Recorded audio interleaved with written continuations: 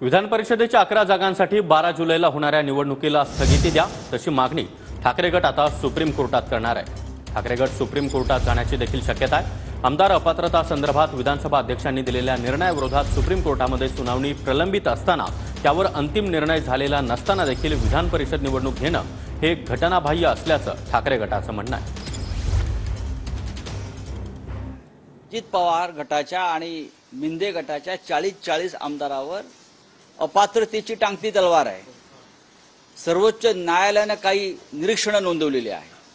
जे आमदार अपात्र ठरू शकतील आणि सर्वोच्च न्यायालयामध्ये त्या संदर्भात एक खटला सुरू आहे, अशा वेळेला हे आमदार मतदान करून विधान परिषदेचे आमदार निवडून आणतील हे घटनाबाह्य आहे।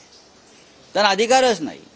आम्ही या संदर्भात सर्वोच्च न्यायालयामध्ये मेन्शन करतो आहोत की ही निवडणूक घटनाबाह्य आहे, बेकायदेशीर आहे। तुम्ही या निवडणुकीला स्टे दिला पाहिजे।